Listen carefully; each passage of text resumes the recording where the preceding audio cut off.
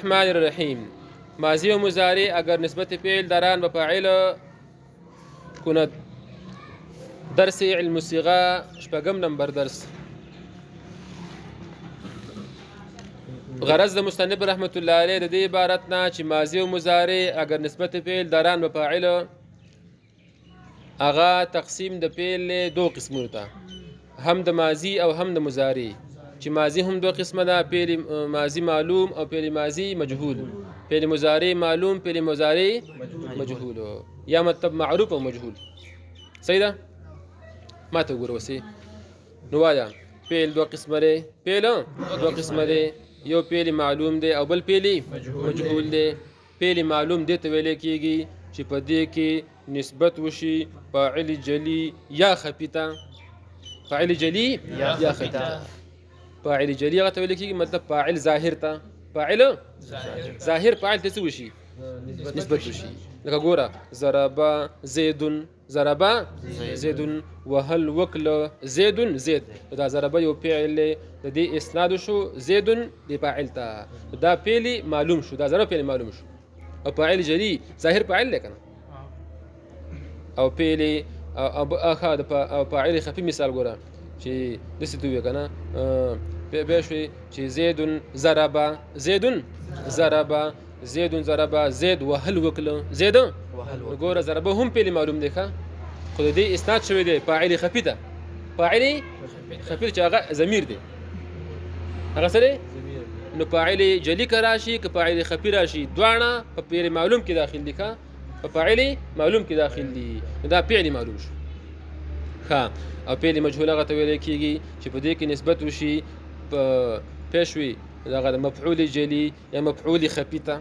مفعول جلی مفعول خفي ته. ګوره چې مفعول جلی مفعول جلی وي لکه ګوره صنع العالم، صنع العالم یا خلق العالم، خلق پیدا کړی شو العالم عالم.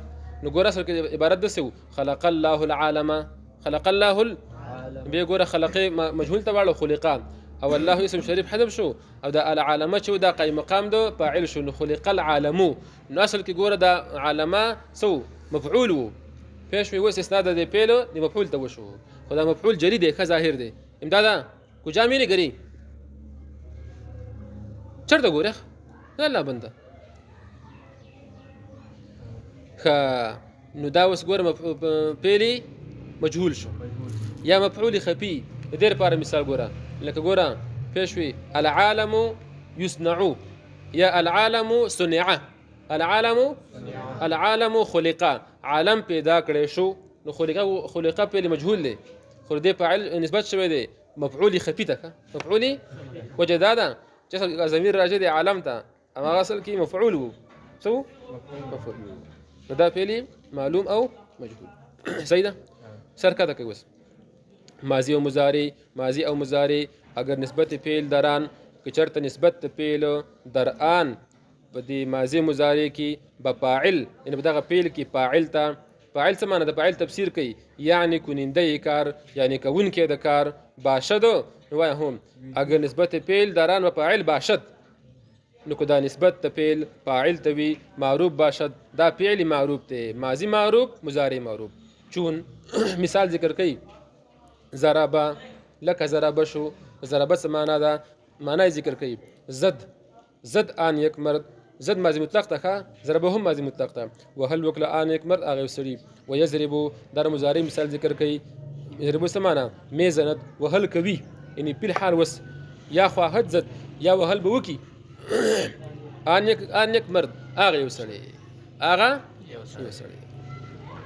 واگر به مفعول باشد او که نسبت د فعل مفعول ته ما ته تفسیر کړه چې مفعول جلی یا مفعول خفي. یعنی آن مفعول څه معنا یعنی آن یعنی هغه چې کار برو واقع شده باشد چې کار په دبانی واقع شوی. جزاک الله خیرا کثیرا بارک الله فیک.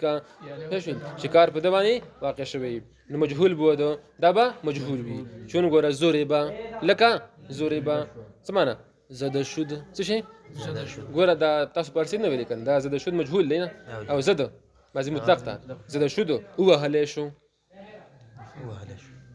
ضربه څه معنا کوه زد وهل وکړه د سن وهل کړي دي نه او ماضي قریب شو زد وهل وکړه او ضربا وهل شو زد شد وهل شو ښه یضربو زده مې شوه ده وهل کېږي حالا وسه یا زده خواهد شدو یا به ووهل شي آن یک مرد هغه یو سړی و امر مذکور نه باشد مگر معروف بس